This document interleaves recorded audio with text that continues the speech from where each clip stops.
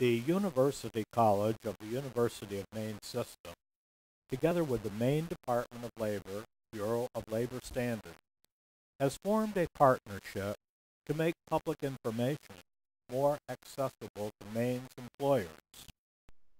This is the sixth part of Steve Laundrie's lecture.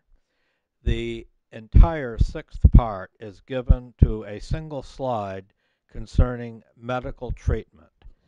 The next section is the final section of part 3.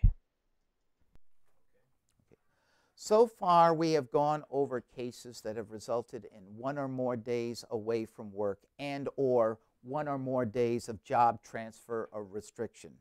Please remember again that any case resulting in 1 or more days away from work and or 1 or more days of job transfer restriction is automatically recordable regardless of the treatment.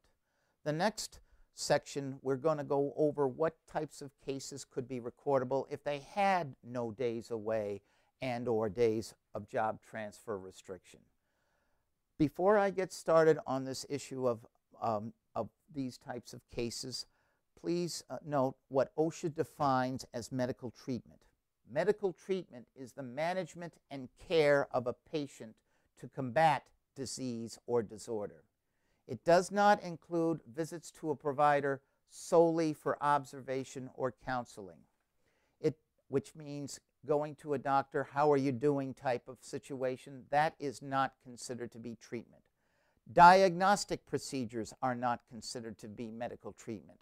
That includes x-rays, MRIs, blood tests, checking your pulse, checking your blood pressure. Those are all diagnostic procedures. Also, which is not mentioned on this slide, the cost doesn't make a difference. If the cost of a particular treatment is at a very high number, that in and of itself is not considered to be medical treatment. The big concern here also is whether the case resulted in first aid treatment. And in your handouts, there is a list there of OSHA recordable first aid versus medical treatments treatment list under 1904.7. You will note in the middle of that page, there is the word first aid and in parentheses the words all-inclusive. All-inclusive means these 14 specific treatments are the only treatments that OSHA considers to be first aid. If the treatment that is done is beyond beyond that list or not on that list, it is presumed to be medical treatment, therefore recordable. And I do want to go over that list briefly with you. First off, the first bullet on that all-inclusive list is using non-prescription medication at non-prescription strength versus non-prescription medication at prescription strength. That's a lot of words, I know. First off, in general, any case resulting in the recommendation of prescription medication is automatically recordable regardless of whether the employee has taken that prescription medication or not. It only takes the recommendation of prescription medication to make a case recordable. However, another issue is if a provider recommends non-prescription medication at prescription strength, then that in and of itself is also medical treatment beyond first aid. And if you're wondering what is non-prescription medication at prescription strength, it is listed on the next page. For example, ibuprofen, it's greater than a 467 milligram dosage. For Benadryl, it's greater than a 50 milligram dosage.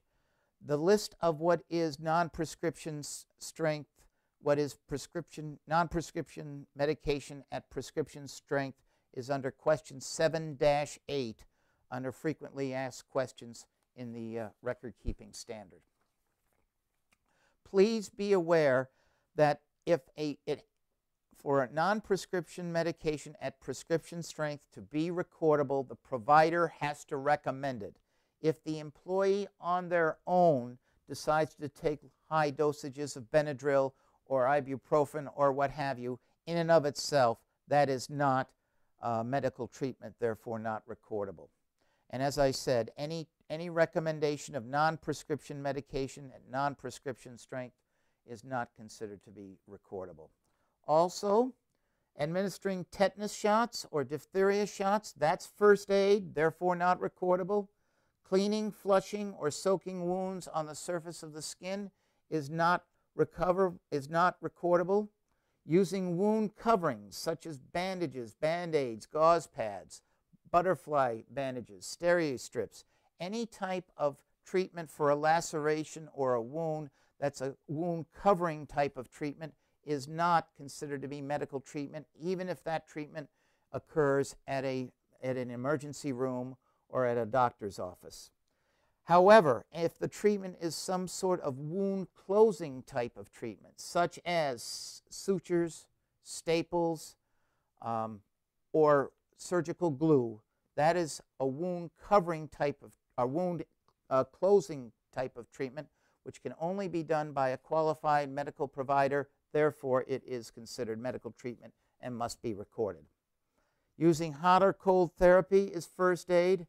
Using any non-rigid means of support, such as elastic bandages, wraps, non-rigid back belts. However, if there is some sort of device that immobilizes any body part, it could be as little as a pinky, that is considered to be medical treatment beyond first aid and must be recorded. Use of temporary immobilization devices while transporting an accident victim in and of themselves are considered to be first aid. If you do have to call in an ambulance or a paramedic vehicle and they wrap that employee in an air cast on a tight gurney, that in and of itself is done for insurance purposes. But all that for an employee driving out, going to the emergency room is in and of itself not considered to be medical treatment. The issue there is what is done at the emergency room or at the doctor's office. Drilling of a fingernail or toenail to relieve pressure or draining fluid from a blister is considered first aid. Eye patches are considered first aid, and removing foreign bodies from an eye using only irrigation or a cotton swab is also first aid. However, if you do have an employee who has an eye injury, such as particles in the eye, be they wood chips, metal particles, which cannot be removed by some sort of flushing or simple means, then that is considered to be medical treatment. Also, with a lot of eye cases, the treatment may involve prescription medication, prescription eye drops. And it doesn't matter if it's prescription pills or prescription eye drops, prescription medication is automatically recordable. If you have a foreign body that is not in the eye and it's only removed by simple means such as irrigation, tweezers, or cotton swabs, that is first aid. However, if it is infected, for example, or requires some sort of treatment beyond what I have mentioned, that is medical treatment. Finger guards are first aid.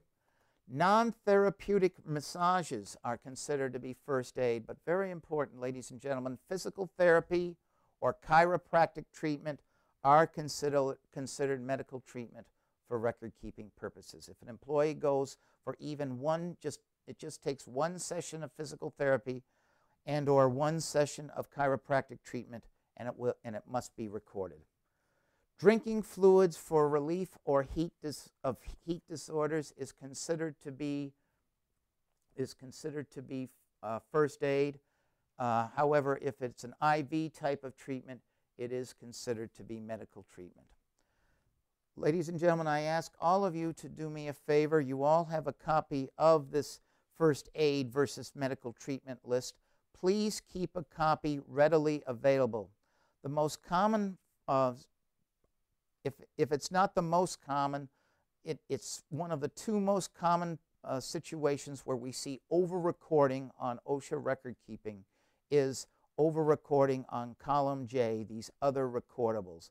Please, if it only involves first aid treatment, doesn't matter the bill, it doesn't matter who does the treatment treating, or where it is done, then please do not record it on your OSHA 300 form. Please remember that all cases resulting in medical treatment no days away and no days with job transfer restriction must be recorded with a check mark in column J, and you must also include one check mark in columns M1 through M6.